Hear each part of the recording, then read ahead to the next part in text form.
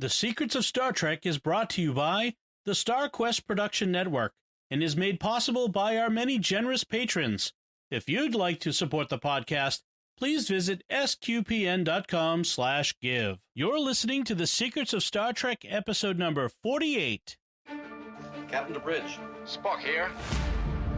Make it so. Surrender is not an option. Attention crew of the Enterprise, this is James Kirk. We are all explorers, driven to know what's over the horizon, what's beyond our own shores. We would have helped you get home if you had asked. That's who Starfleet is. Hi, I'm Dom Bettinelli, and you're listening to The Secrets of Star Trek, where we discuss the hidden layers and deeper meanings found in all the Star Trek TV series, movies, and everything else. And today we're discussing the second part of our discussion of the Bajoran Coup arc, which is how the second season of Deep Space Nine begins, with 3 episodes. And we talked about the first episode and a half, and we'll be talking about the second half of the second episode, Circle, and then the third episode, The Siege, today. Joining me today on the panel are Father Corey Stika. Hi, Father Corey. How's it going, Dom? And Jimmy Aiken. Hi, Jimmy. Howdy, Dom. And as usual, I want to remind you to like The Secrets of Star Trek on Facebook, retweet us on Twitter, leave us comments, subscribe in iTunes, Google Play, Stitcher, TuneIn, your favorite podcast app, or YouTube. And on YouTube, hit the get notifications bell so that you'll know when we post the episodes there. And please, of course, share the podcast with your friends. Help us grow our community of listeners. So, the Circle. We're back to the Circle. Where we left off. We left off with last week. So we've come full circle. We have come full circle. Or we will by the end of this episode. So far, we've only come half circle. We are half circle. Yes, we've come 180 degrees. So we left off with Kai Wynn's passive-aggressive comment to Kira, feel free to stay at the monastery as many days as you like, even a week if necessary, which we all thought was a delicious little dig that she makes. And then because Wynn is about to get very, very manipulative and political the rest of this episode and a half. But we shift to a war room. New character enters. And a new character, General Krim, which is, I kind of like General Krim here. He's kind of he's nice. He's a good guy. Yeah, well, in fact, I mean, he ends up kind of being a bad guy, but kind of being a good guy later on. I kind of like him. As a character, I mean. So when he first meets Sisko here, Sisko points out, we met like a year ago at some conference. And he says, yes, I really appreciated your presentation. And Sisko's like, but you totally disagreed with it. And Krim is like, yeah, but you made your arguments very well. Right. So yeah. I appreciate that as a philosopher. I mean, that's exactly what my academic training is in. I don't have to agree with someone in their conclusion. I can still admire their argumentation. And so that shows that Krim is someone who has intellectual integrity. He is not simply driven by my side must win at all costs. He's someone who can appreciate the thought processes of other people, even when he disagrees with them. And that reveals him as a fundamentally good character, which even though he's on the other side now, is gonna prove pivotal because he really is a decent human being. Yeah, he might not be a likable character, but he is a good character. Yeah, you respect him. He's not warm and fuzzy. Well, and in fact, we get that right here in this scene where Sisko, kind of offers Krim important information, the intelligence that the Circle's being armed by the Krasari and this other stuff, and gives him all the stuff, and then asks for Kira back as his liaison. And Krim respects Sisko for not holding back that information as leverage to get what he wants. Right, because that's the right thing to do. Let the people on the planet know that the Krasari are involved here. They need to know that more than you need your officer back. And so he did the right thing by giving him the information. And when Sisko says, well, I would have done the reverse, Krim respects him even more. Right. Exactly. There's a respect for each other's personal character, which becomes important at the end of the Siege episode. So we go to Ops, and there's Lee and Dax. Not a whole lot happens here. This Lee kind of uses his leverage against the Krasari to get them to, because they're trying to inspect. Yeah, they're trying to find the weapons that they know they're smuggling to Bajor somehow. And so O'Brien has been tearing the ship apart, looking at every container and not finding anything. Yes. And the Krasari, as we talked about last time about Babylon 5, the Krasari look a lot like the Narn from Babylon 5. I don't know if you noticed that. Yeah. I think that might have been, somebody might not have been happy with that over the Babylon 5 production. By the way, one thing that they also establish in the scene with Sisko is the question of because the coup is underway on Bajor now. The Circle is making its move against the provisional government. And the deciding factor is going to come down to, does the military support the provisional government or the coup plotters? Which is very realistic. That's often the way it comes down. Right. Right. Yeah. It actually comes out kind of a half and half. Right, because it turns out that the plotters of the coup are members of the government. So that Right. So then we get the Krasari cargo bay. O'Brien is there, and of course we have Odo sneaks aboard the ship as quiet as a mouse. Yes, apparently even Krasari ships have rats on board. Although it's probably a Denibian rat or some like Star Trek's habit of from some weird planet somewhere. Looked pretty Earthian rat to me. Yes, in fact, I think it was played by an Earthian mouse. Yes, I'm going to guess that too.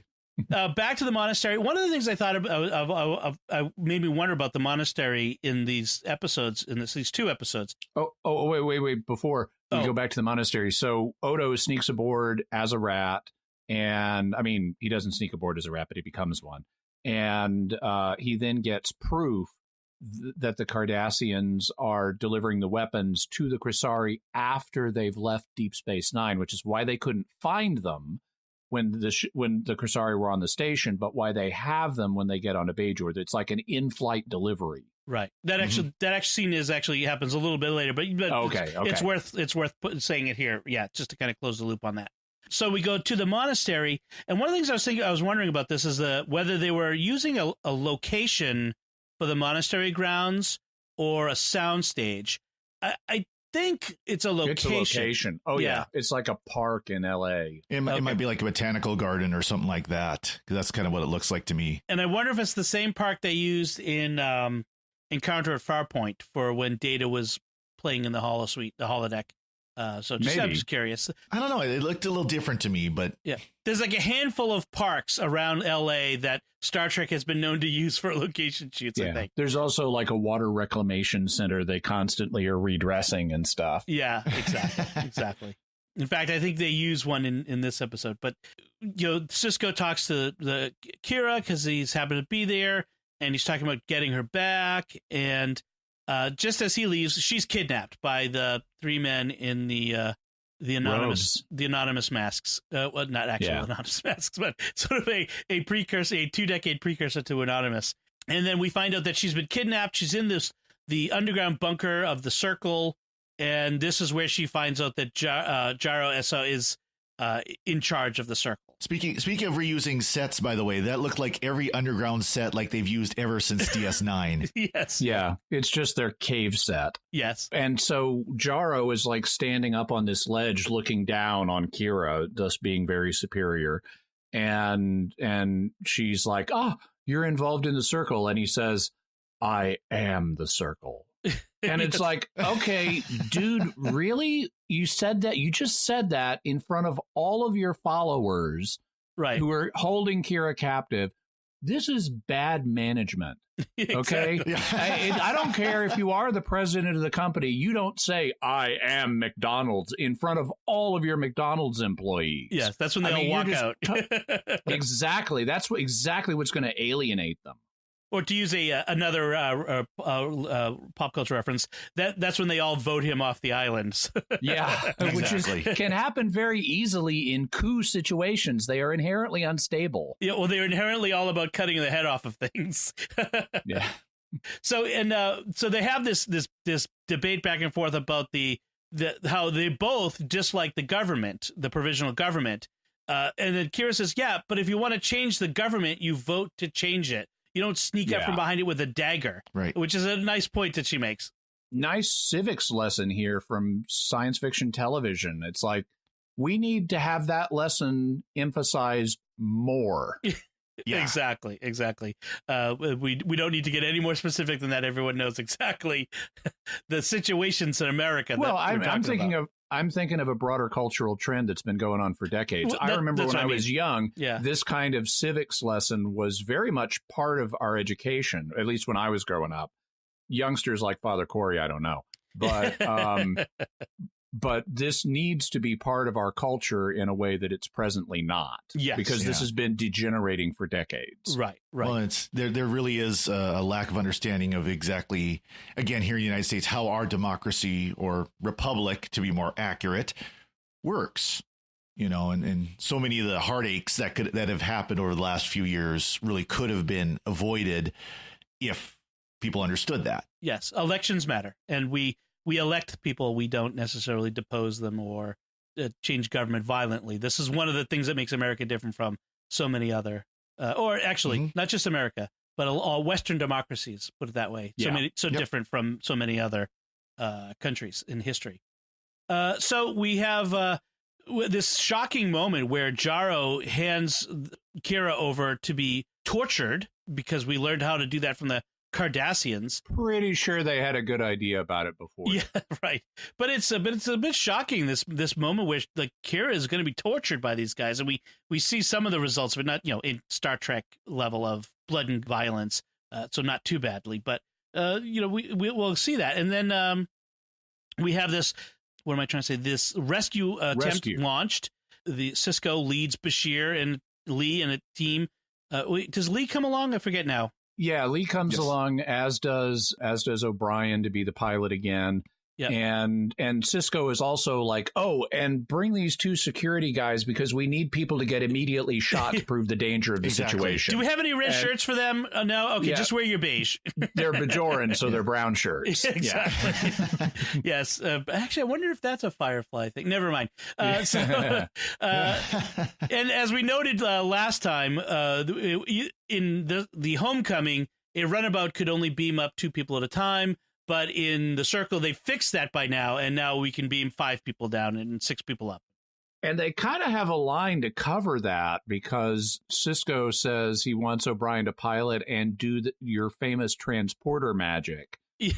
It was like, well, he could have, same pilot, he could have done his famous transporter magic before. I don't think he's learned that much in the last 30 minutes. Exactly. There's a YouTube guy, follow, Laura Loaded is his name, and he always likes to talk about minor refits with quotes, air quotes, minor refits, where the entire ship is completely gutted and rebuilt, but it's a minor refit. Well, This was a minor refit of the transporter system on the runabout, apparently. Yes, the magical engineers of Starfleet. Basically, what we have here is we have the Cardassians fomenting unrest on Bajor to get the Federation out, to eject the Federation. That's their key goal, so they can come back. Then control the wormhole, which is the key to the Gamma Quadrant. Basically, the Cardassians have been kicking themselves ever since the first episode of season 1, when 3 days after they left Bajor, the Federation shows up and discovers a wormhole. Like, no! Ducat, why did you leave? And this makes perfect sense in geopolitical terms, or in this case, astropolitical terms, because this is a huge strategic point that's just been discovered. You're going to want to try to find a way to get that back. Yes, exactly. Well, we see that in geopolitical situations, like with Russia and the country of Georgia and things like that, where they broke away and they want to get them back. They broke away. They discover oil, and then we decide that we really want you to be part of us again, because not because of the oil necessarily, but you need us. No, the oil is nice, but we like you and we want you back, even if you don't want to be back with us. Exactly. So we have this situation where they're trying to get Lee Nallis to address the Chamber of Ministers, because, of course, he's their George Washington. And if he gets up and says, Jaro Esso is leading the Circle at the behest of the Cardassians to undermine our country, it's almost like if the Cardassians were buying ads on Facebook to undermine the Bajoran politics. Don't go there, dude. We all know the Cardassians bought ads for both sides on Facebook just to sow chaos. Yes, that's exactly what it is. Yes, it's not just the circle. So they want to get Lee Nahlas down to Bajor to address the Chamber of Ministers and to stop. They can't get through. They're being blocked. And then Dax ominously, we've lost all communication with the planet 5 minutes ago. And then Sisko says, get me Admiral Chakotay at Starfleet Command. And I'm like, wait a minute. I know, Voyager whiplash. But apparently it's spelled Chekote, not Chakotay. Well, later on it is pronounced Chakotay instead of Chakotay. Is it? I really want to, that's one of the things I want that doesn't say anywhere I could find online. Whether, to kind of ask, Ira Stephen Bear, who is one of the producers, did you like the name so much that you wanted a character named it for Voyager when you were creating that, or changed the E's to A's and added a Y? I mean, so this episode was written by Michael Piller, who was then one of the guys that did go on to do Voyager, because he left DS9 in Ira Stephen Bear's hands so he could move on to Voyager. Mm-hmm. Right. Okay. So yeah, maybe he just really liked that name and decided to take it with him. And he does show up in the contemporary season of TNG as well in one episode. Okay. So interesting. So then we switch to back to the shrine, the monastery, where Jaro and Wynn are plotting. So Jaro is they're making a deal, and the deal is that in exchange for support, I'm not really clear what Kai Wynn is giving him, but what he's offering to give her is he's going to join her religious order as a third order member, and that'll be very prestigious for her. And then once he's in exchange for her support in getting him elected, whatever, head of the new government, he's then going to apparently direct the College of Cardinals to elect her pope. And, I think the reason why he's working with her is, it was established in the first season that she was the head of the conservative branch of the Bajoran religion. So she could, her followers, those who are the more conservative side, would fall under Jaro's support if she comes out for him. And then, of course, she would become the next pope. I mean, Kai. Yeah.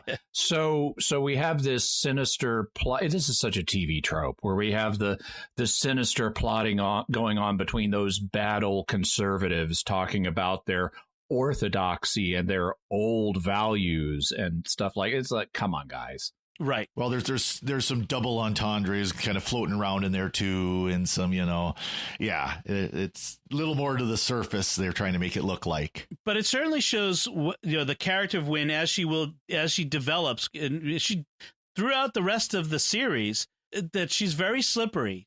She tends to she really knows which way the wind blows before the sails shift, if you know what I mean.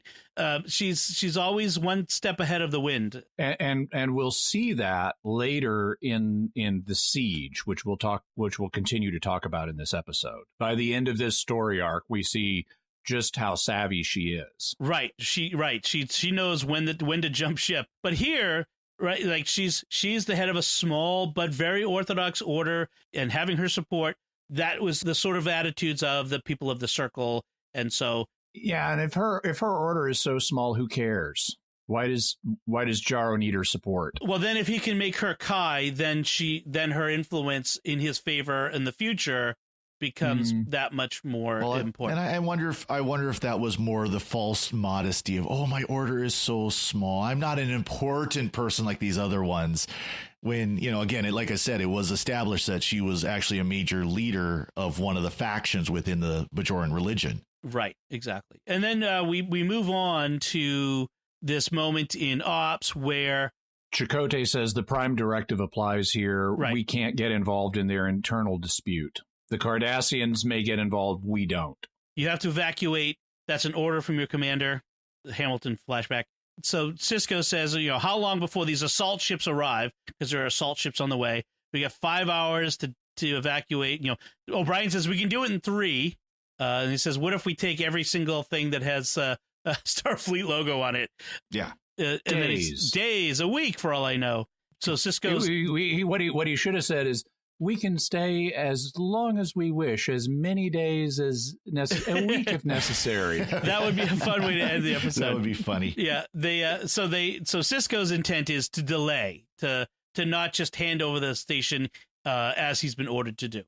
And wow, is he like taking his career in his hands here? Because this, I mean, yeah, okay, he's got a fig leaf for this in that we're evacuating, we're just doing it in a way that clearly violates the intent of the orders. Right. Yeah. And it's like, dude, I'm thinking investigation, inquiry, and court-martial, especially if this goes south on you. Right. I think what he's taking the cue is that Starfleet clearly doesn't want to leave. Like, it feels like it's between a rock and a hard place. They clearly would rather not leave, and that if Sisko kind of goes against orders, but it gives them even a hint of an excuse, that they'll excuse it. But it's still taking a big chance. Also, and they don't make a point of this, but when we turn the corner into the next episode in the Siege, all of the Starfleet guys are out of uniform when they're around on the station. I was going to mention that. Yeah, that's very clearly. Yeah.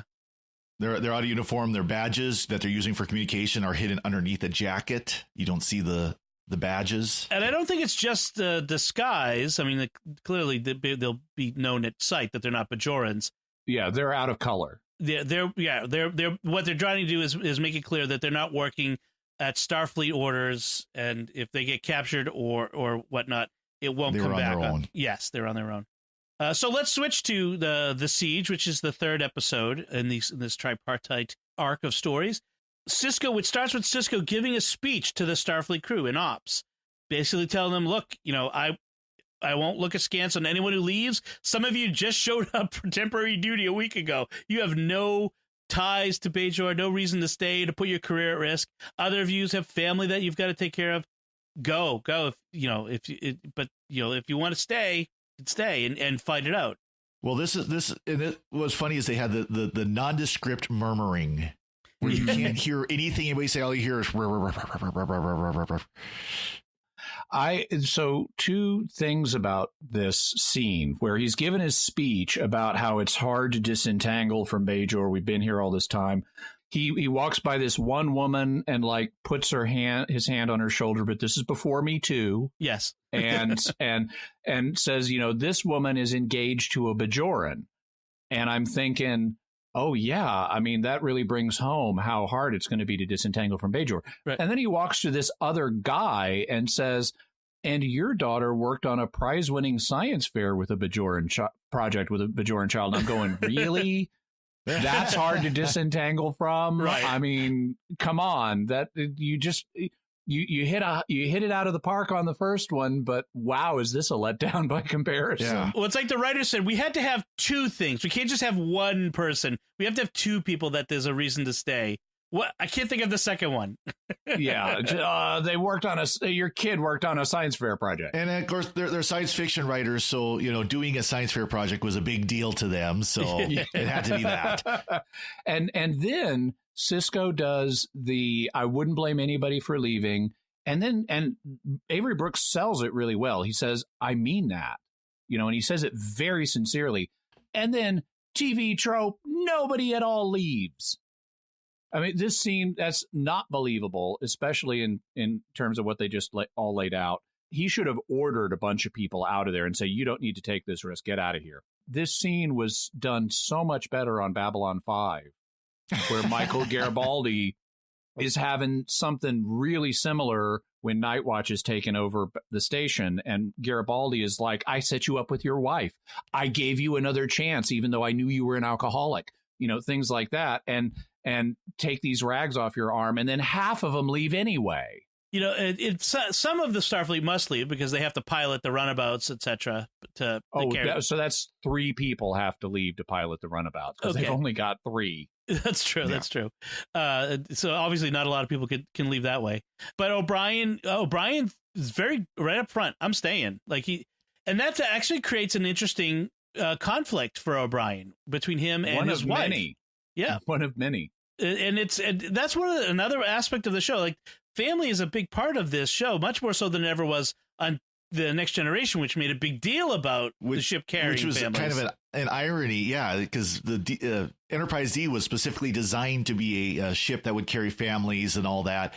DS9 wasn't at all, but yet, yeah, the family aspect of it is very strong. Wasn't designed for families. It's an ore refinery. Right, exactly. And in fact, throughout the Deep Space Nine series, Miles and Keiko have their problems. It's not a carousel ride for them. It's bumpy at times. And Keiko is being sensible here. It's like, you don't have to stay. You should be coming. And it's her viewpoint, whether you want O'Brien to stay or not, her viewpoint is totally justified. Yes, exactly. It is. And as from my point of view, I think maybe he should have gone. Like, he should, because there was very clearly a sense from some of them that they might not make it out of this alive. And he was, we can't let the Cardis have the wormhole. And she's like, they can have the whole dang Gamma Quadrant for all I care. I care about you, not that geopolitics. And then you have the opposite family of the Ferengis, Quark and Rom, right, and Nog. Quark and Rom are figuring out how to profit off of the evacuation, which is their cultural expectations. Which Rom wins that one. Rom wins that one. It is awesome. So Rom's characterization, it occurred to me, is not really in place yet. He's not yet the interesting, deep character he becomes to be. He's much thinner as a character, and he's just Quark's bumbling put upon brother, and there's not much to him. And then this may be where Rom really starts to deepen, even though they never bring it up again, is where he betrays Quark and turns the table by selling his seat on the shuttle. And that is great. For a Dabo girl. For a Dabo girl. And look at who he later marries. It might have been Lita. So it's unfortunate they don't ever pay that off by referring to it again. But it is a moment where maybe for the first time, Rom starts to show something deeper happening with him. Yeah. And he really is one of those characters going forward that does break out. That becomes very popular. And very early on in the first season, he was a much different character. He was much more just standard Ferengi background character. Now he's at least got something different about him. He's kind of bumbling and a bit, the idea of him having a good heart starts to come out, but it's very interesting. And then we have, speaking of the family of the Ferengis, we have Jake and Nog's moment where they're these friends who are going to be separated and they're not sure whether they'll ever see each other again. And there's this nice moment where they say, look, have a Ferengi and a human ever been friends like we are? No, that counts for something. Did our dads want us to be friends? No. And we are anyway. Right. And so they say, we'll see each other again. That's a promise. And then Odo comes up and says, stop fooling around and get to your ships. Yeah. Now, all of that's very nice, except there's and I've praised some of the lines in these two episodes, but there's a real clunker at the beginning of this where Rom, for some reason, despite the universal translator, cannot pronounce coup d'etat. And it's just so awkward and lame the way that line gets delivered and is written. Right. Yeah. No stupid coup de. Right. It's French. No French thing is going to keep us apart. Would the universal translator translate that? Coup d'etat. Well, it pops me out of the narrative in a way it shouldn't. Yeah, that's true. And then we have, just to close the loop with people saying goodbye, Odo and Quark in Ops, where Quark dares Odo to say, I miss you. And Odo immediately does, and then takes the edge off of it by saying, I'm going to miss the aggravation. I'm going to miss all these negative things about you. And Quark is like, I'll miss you too, which is so nice. Right.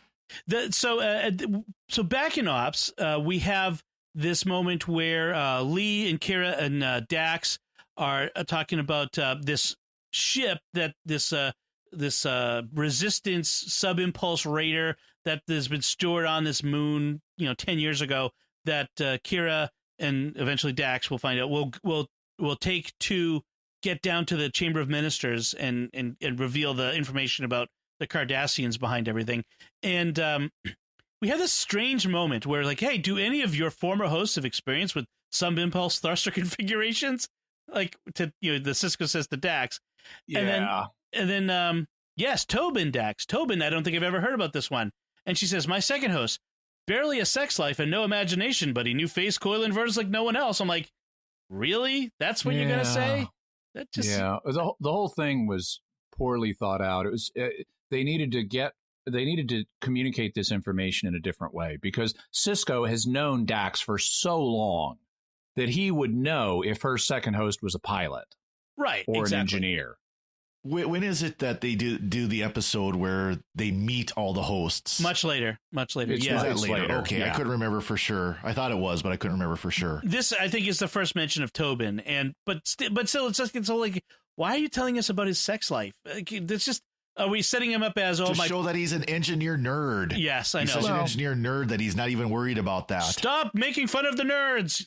and it wasn't that bugged me, because that's kind of Dax. I mean, that's kind of Jadzia, I should say. That's the way she would talk about one of her former hosts, I suppose. But the knew a phase coil inverter like nobody else. I mean, okay, that's informed attributes. That's bad writing.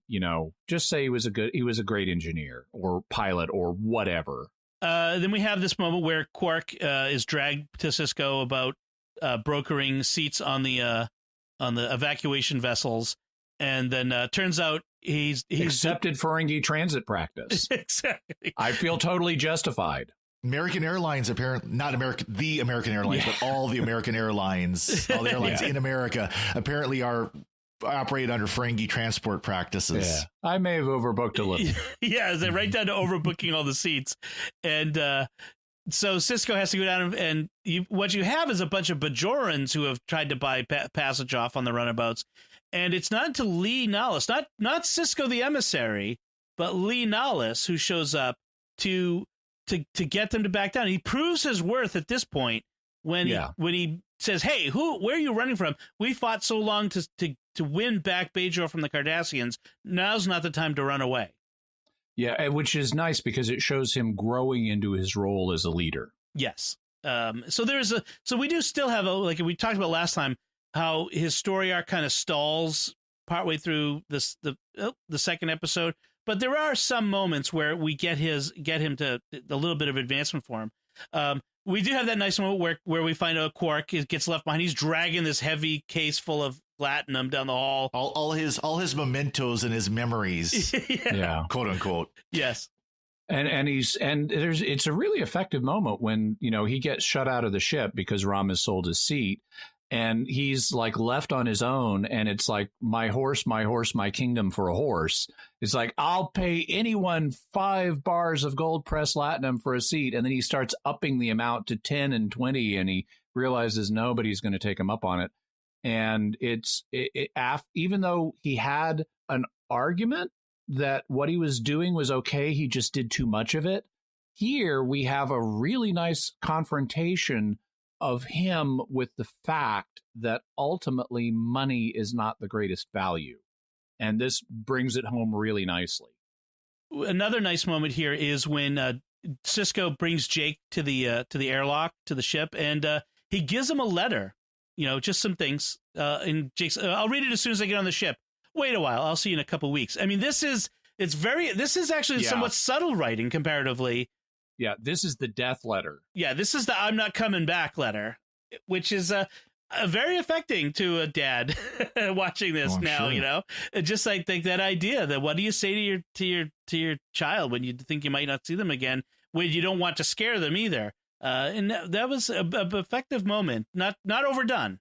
It's effective, but it's also technologically unrealistic. He should have just sent a time-coded email off the station. Right. We put it on a thumb drive and said, "Here, take this with you." So we clear the station, and then a little while later, after the into the next act, the assault ships. By the way, as soon as the shuttles taking the people are gone, all the Starfleet officers completely drop the shtick of we're here for this very thorough evacuation. Even Cisco had been selling it to his officers as, oh, I'm just staying to make sure this evacuation is done right. And now that totally goes out the window. Because, of course, they can't evacuate anymore because there's no ships left to get on, right? So, the pretense is gone. They could be packing boxes for when the ships come back. Sure, of course. Yeah. And then, so the Bajoran militia shows up, which is interesting. Not these circle fellows, but it's the actual. So the army or the militia has thrown in with the new government, or at least under the control of Jaro Esso, and we have Steven Weber show up. Yes, Steven Weber, that at the time was known for being on the TV sitcom Wings. He's done some other things. So he's Colonel Day. He's Colonel Day. Okay. By the way, mentioning these ships showing up now, I want to know. So the Bajoran government clearly knows how many people, including how many non-Bajorans, are on Deep Space Nine. They know it's hundreds of people, and they know there's only 3 runabouts, and they know how many people can fit in a runabout. What did they expect to happen? Clearly, you can't get hundreds of people off in 3 runabouts. Quark makes the point, lots of people are going to be left behind. What were they expecting to find? Of course, there are going to be non-Bajorans left. You can't demand they all evacuate in this amount of time when you've got such a small number of ships. There's an inconsistency in the writing here. Oh, I think they were expecting there to be a resistance like that. That they were expecting that they were going to have to subdue and arrest or shoot Starfleet. Then they should have hung up. Well, then why is Admiral Chakotay telling Sisko, get everybody out of there? And why isn't Sisko saying they're deliberately trying to provoke a confrontation by giving us an order we can't possibly obey? Right. That's true. I mean, the fact that they're told to evacuate within the next 7 hours, which is what the time span was, I guess. That how do you get out everyone out? In fact, it's almost like I forgot to mention this earlier. It had very much a feel of the last choppers out of Hanoi at the end of the Vietnam War, like those images of the people on the top of the American embassy trying to get on board the helicopters and not enough seats for everyone. And I think that really was the symbolism they were kind of going for. And going to the Bajoran side of it, obviously the Circle, who is now taking power, they don't care. They want to fight with the non-Bajorans. They want there to be, this armed conflict bloodshed. That they can, they want blood of non-Bajorans, so they don't care. That's true. Yeah, but I see what you're saying, Jimmy. There's a bit of an inconsistency that they didn't fully close the circle. Yeah. Sorry. Didn't mean to do that, but didn't mean to besiege you there. Yes. So we have this Colonel Day, who's very much his sympathies seem to be toward confrontation. He does. Yeah, he's not only very much, he's so very much that he's flagrantly insubordinate to the general he's reporting to. Right. Whereas Krim seems very businesslike. Like I've received an order and I'm going to follow it to the best of my ability, and no more and no less. I mean, there's seems to be a clear idea of that. I was amazed at Day's insubordination at various points. Not just the fact he lies, or withholds information that his commander needs, but he's just constantly mouthing off. And at one point, he tells Krim, you can have your engineers play games, but I'm sending out search parties. Right. And you're making an independent decision and insulting your commander to boot. Right. Well, I mean, in one way, it shows during the time of the resistance, maybe that would have worked. When you had resistance cells and things were a little more loosey goosey, and that maybe some of that still hanging around. I mean, there was one point when Jaro calls the station, he takes the call instead of Krim. It's like and it starts like giving a report, like hello. Well, and this could also show the divisions between the government and the Circle, that these are some of the military that are aligned with the Circle versus the government. Right. The general is aligned with the government, but these under officers were with the Circle. Yeah. Then they should make that clear. Right. I agree that it's not. Something was missed in this, and part of it is because the pacing of this episode is relentless.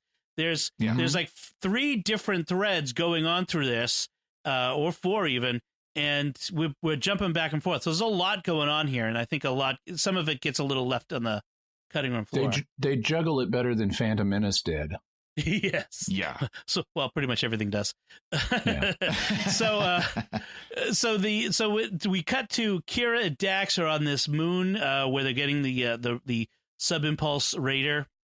I love the spider dog subplot. Yes, the fuzzy Bajoran moon spiders. I'm not staying on this planet eating. Yes, Paklu. Paluku. And I liked the rationale they gave us very briefly about Trills being very alert, or at least joined Trills being very allergic to insect bites because it upsets the like histamine balance between them and the symbiont. Right. Yeah. She says that very clearly. It's funny that there's actually a little bit of a backstory on the creation of the Paluku. They actually, one of the special effects guys found it at a yard sale.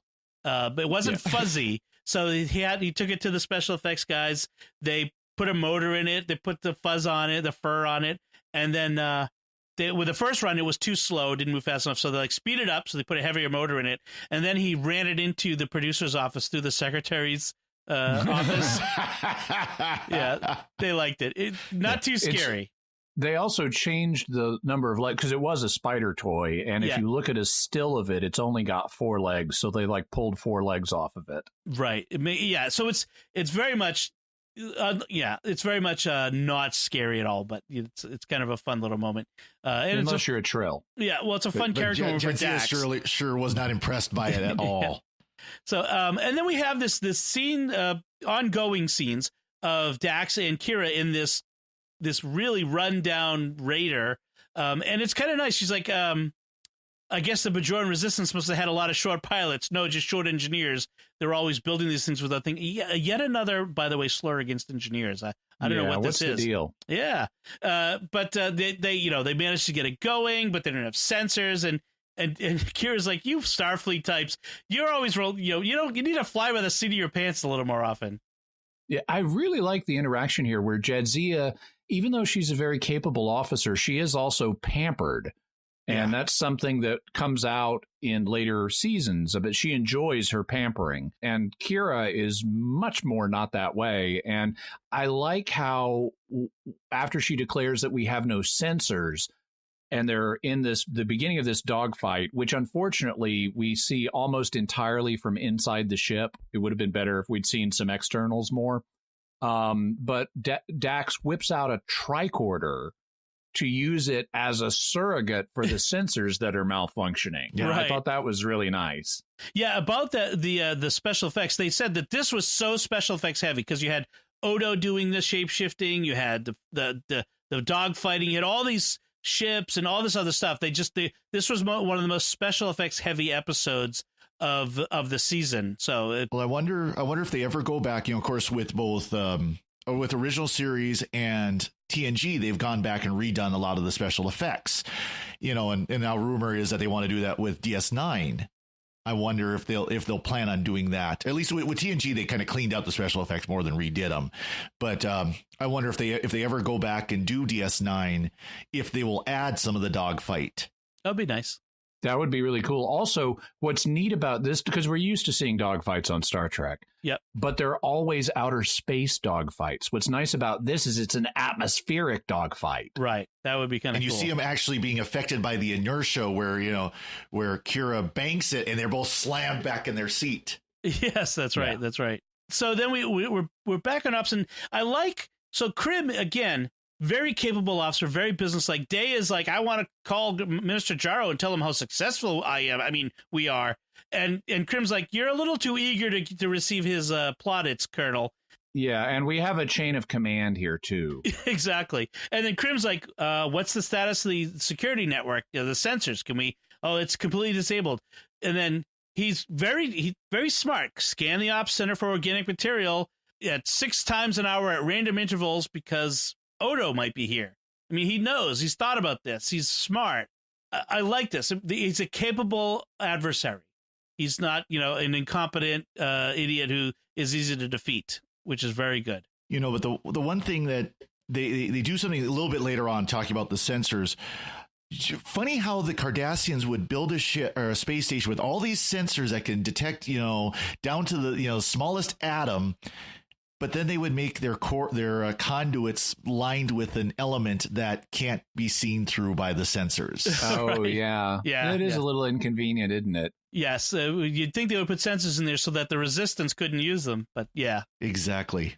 So we have Jarro talking about how you have to keep Lee Nollis alive. It's very important because dead he's a martyr, and alive he seals our victory. Although I'm not quite sure why he thinks he seals the victory. Because they're expecting, and he says it in this scene, that once they're in control, they'll be able to persuade Lee Nollis to see that going along with them is the best thing for Bajor. So he'll put his blessing on the government, and that'll consolidate their power even more. I got you. Right. Okay. Yeah. He says, I'll give him anything he wants, short of becoming the next Kai, of course, he says, the win. Yeah. And Wynn has a line in this scene to Minister Jarro. She says, "You have a unique ability to build a consensus." And I'm going, yes, not Mr. I am the circle in front of your employees, dude. Right. And again, I think it's another passive aggressive jab. Well, I again, there's a couple of these scenes between Jarro and Kai, which there was a lot of flirtiness going on. Oh, I was afraid of where that was going to go. I remember the first time watching and this that. was one of them where it's like, oh, you have, she's batting her eyelashes. You have such a wonderful way of consensus. Blink, blink, blink. It's like, oh. Well, we've established that Vedeks are not celibate, so. In fact, and we'll even see that in season 7, where she starts getting it on with the emissary of the Pa Wraiths. Yes, exactly. Yeah, without knowing it, of course. Of course. So we get a bunch of scenes of the sabotage by the Starfleet and Bajorans who are with Starfleet, including Lee Nollis. Some chatter about eating combat rations and just a little bit of color, for it here. But by the way, for the record, having served in the military, some MREs are good, some aren't. They're not as bad as they make these rations sound like, though. They really aren't. Yes. Yeah. Things these days are never as bad as hardtack was. So. Right. Yeah, exactly. I liked these scenes, except when they pay them off with the action scenes, with the shoot 'em ups. Because handheld laser battles are the equivalent on Star Trek of car chases. And car chases to me are very boring because nothing is going to happen until the end. All of this is just meaningless action in the interim. And so when they're shooting each other with phasers and there's sparks flying and they're diving over things, I know this is exciting for some people maybe, but this is not character and plot. This is just mindless action, and it's my least favorite part. And I'm sure Dom's with me where the line, this is accuracy only a stormtrooper could have, comes into mind. Yes, yeah. When you're shooting laser beams, there's literally a beam of light going from the end of your weapon to where it's going to hit, and you keep hitting the same post every time. Hit to the left of the post, shoot to the right of the post. Why do you keep shooting that post? Exactly. Keep your finger on the trigger and wave it. Exactly. Yeah. So yes, but that's Star Trek in general. I do like we get Odo becomes a tripwire and literally trips people. Yes, so that was nice. That's a fun little bit. Then we have Kira, and Dax. They crash after being shot down. Although they give a little bit as good as they got. Unfortunately, the pilot of the other ship gets killed. It looks like. Hopefully, he beamed out or something. They have a beam out ejection. They don't really say anything about that, but you do see it crash and explode. I do like the dialogue where Dax and Kira are about to crash, and Dax is looking for a place to set down. There's one a couple of miles away. Got anything closer? Like where? Like right here. Yeah. Let's see. And then so then we get another shot of the militia searching the station, and they find that a holosuite is in use. They run in, and apparently Sisko and Lee and O'Brien are plotting, over a table. And then it's actually really a trap that locks them in there. Mm-hmm.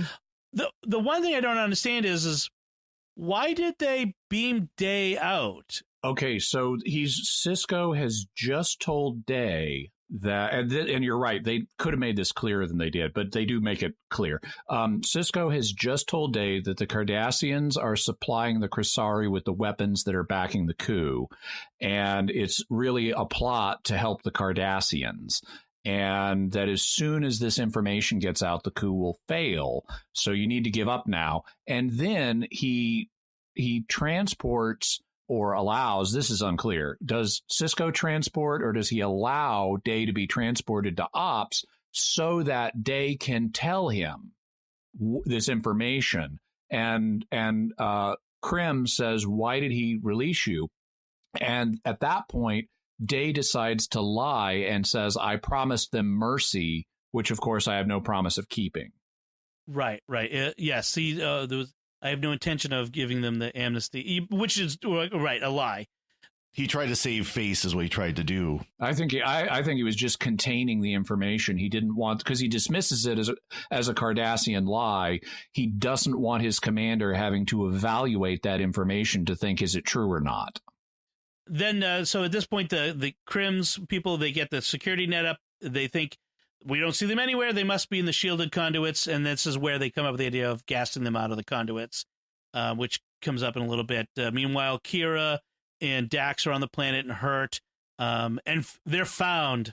And they're doing the stupid trope of Kira is injured and Dax will not leave her, even though I'm going to slow you down. And yes. It's like, just go do the sensible thing. Right. And then because Kira's slowing her down, Dax gets caught. Right. Of course, and it turns out they're not really caught. It was Vedic Baril's people, because they, on an entire planet, they happened to crash right outside the monastery. Exactly. Sometimes I wonder how big Bajor is, because it seems to be very small. In defense of that, it would be rational to say that they got transported to the monastery. That they were found by Baril's associates somewhere on the planet and then got transported. And it would make sense for a very important monastery to be near the capital, too. That would be another aspect of that. We have this scene between Lee and Sisko where Lee kind of talks about he's willing to give his life, with a little bit of foreshadowing, his life for to save his people. I die for my people. Also, in episode 2, in The Circle, he got a bodyguard, which was also more foreshadowing. Right. And Sisko tells him dying gets you off the hook. Are you willing to live for your people? And so which is kind of funny, because then they undermine that. Well, I know, it's kind of nice misdirection, because if they didn't, we would see his death coming too much. And so I think that line's kind of a red herring. By the way, notice in the monastery, they get to play dress up as Bajoran, whatever you call them. Well, they're not Vedics. They're the monks. Step below that. The monks, yeah. And so that we start to see the images of Kira's orb image with like Dax as a Bajoran monk with the nose coming true. And that's also very Babylon 5, where you get prophecies and then you later see those images coming true. Yep. Right. We have Quark trying to drag his gold press latinum through the conduits, and Bashir's like, leave it. And then he refuses to leave it until they're told they're about to gas that, so you better get out of there. Yeah. And then he keeps dragging it anyway. Exactly. Yeah. We have this moment. Let's see, where's it? Where they capture Krim in Sisko's office. Oh, I forgot to mention that Sisko does this thing that he does later on when Gul Dukat takes control of Deep Space Nine during the Dominion War, which is he leaves his baseball on the desk. Yep. And in fact, this is the first appearance of the baseball was in it was in the Homecoming, I think. Might have been in The Circle, but it was in these episodes. And which shows he intends on coming back for that baseball. Right. That's that idea. Then they capture Krim, and they explain everything to him. Right. Off camera. They did it by misdirecting him by having Bashir surrender at an airlock. Yes, at an airlock, and it's really bizarre because I had a note of this and I ended up deleting it, but it's not clear why apparently. They attack the airlock and immediately surrender. And it's like, why didn't you just approach and surrender? Why do you need to attack them first? And there was even a line setting it up. It's like, don't surrender too quickly because we need to get into place. Draws their attention. Couldn't you have, why do you need to attack? Why can't you just stand around one side of the corridor and say, we need to talk to you about what's going on, and drag that conversation out as long as you need to? Why do you need to go to actual violence? I think they wanted to draw troops to where they're fighting, to where the attack was, so that it's distracting them from the fact that this other crew is moving into ops. Because there were only 4 people at the airlock in etc. Hopefully they were using stormtrooper accuracy then, because otherwise you're going to just enrage these people, and it's not going to go well for you once you surrender to them. Well, although they could be stunning them, so that's... Well, but if you stun all 4 of them if you're not using stormtrooper accuracy, you won't have anyone to surrender to. Yes, that's true. You guys are asleep, but we surrender. So then we have the Kira eventually shows up with Bareil and Dax in the Chamber of Ministers, and it's nice to see the seat of government. By the way. Right. Yes. One of the, I think maybe the only time we see it. We might see it again, but this is here we have the switch where Wynn sniffs out the changing winds. What is this blasphemy? She says. Then Kira says, "I have proof that the Kardashians are behind this the circle." The reason she brings blasphemy into it is because they strip off their monk costumes and reveal they're not monks. So they've been misusing the monks' costumes, which is not actually blasphemy. I hate it when people who are TV writers use terminology they don't understand. Right. But that's why she's saying it. Yes. And then with sacrilege would be the correct term. Yep. Right. Thank you. Then we have, she presents the evidence. Jaro says there's nothing to these accusations. And Wynn says, then you should have no objection to an inspection of this evidence, Minister. And that's the move. And that's when he realizes he's done for. He's lost. And he bails. Wynn. Yes. Of course not. We'll adjourn. See you later. I've got this thing to take care of. Gotta be at the place at the time for the thing, see ya. Yes. What I want to know is, how did Jaro plan to spin this? Because he was already a minister of the Provisional Council. And then he's going to end up being the leader of the new government after the coup. How did he plan?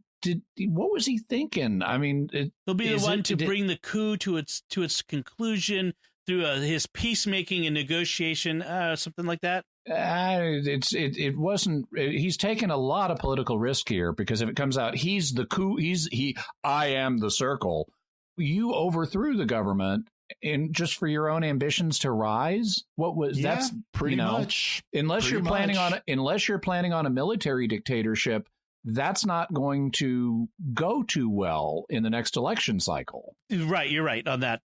So we go from there. So that's sort of that's the end of the coup, like at that moment. And then we're back on Deep Space Nine, where Krim confronts Day, his underling, who then ends up being mad and tries to shoot Cisco. Because Krim has just turned the station back over to Cisco, thinking that's what's the government and Starfleet will want. Right, and Krim is expecting to have to resign as general, and then Day tries to shoot Cisco, and Lee heroically jumps in front of Cisco and becomes the martyr that they always thought he would be. And off the hook after all. Exactly, and dies. And then Kira is sad. And yes, everyone's sad. But we have this wrap up, okay, that's that. Boop. That's the end. We've reached the end of our time here. We need to go. I just felt like it wrapped up very quickly. Well, and there's a lot. Really, you could argue this should have been a 4-parter, because Dax and Kira's journey down to the planet that's super compressed. That could have been significantly longer. Right. There was. I mean, in later seasons, they might have done this over the course of a season. Over a whole season. Yeah. Just made this a bigger thing. And in fact, you could argue that that's sort of what happens with that season where the Cardassians and the Dominion take over the station. So they almost revisit this again.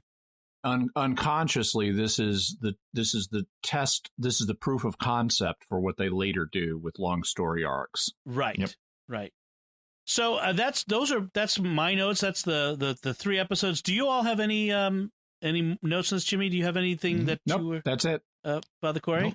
Okay. Nope. Got everything out. Excellent. So that's our discussion of these 3 episodes. So in the end, do you feel like the Lee Analysis story was complete, or was it a waste of the character? Just as a final thought on that. Because he's the key that starts all this. I would actually, you mentioned the resistance leader that comes later, that Shakar. Shakar. Yep. I almost wonder if they kind of look back at this in later season and go, that's a character we could have used. Yeah. Mm-hmm. The war hero. So that's where he comes. So basically he's the same character, just rewritten. Right. That's true. Yeah. I can accept the story as this is what they were working with, and it's okay. And I'm not hugely disappointed by it. I think it is a little cliche to kill off this guy here. And I think they would have been better served if they had maybe cast someone else who they could bring back, and they would give us a longer story arc where he really does grow into being a statesman. Right.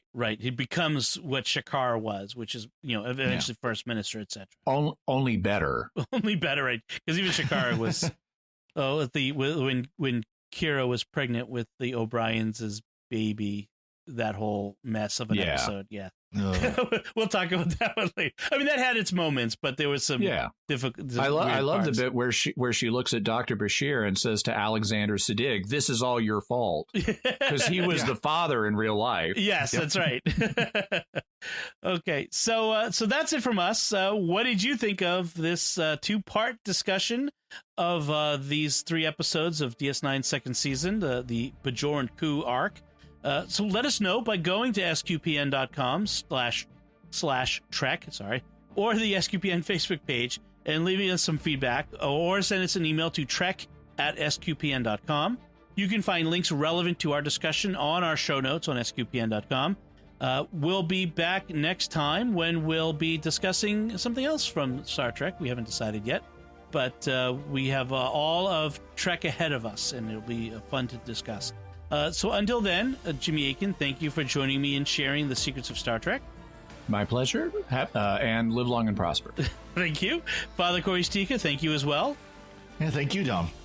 Once again, I'm Dom Bettinelli. Thank you for listening to the secrets of Star Trek on StarQuest. And remember, never make fun of a Ferengi's mother.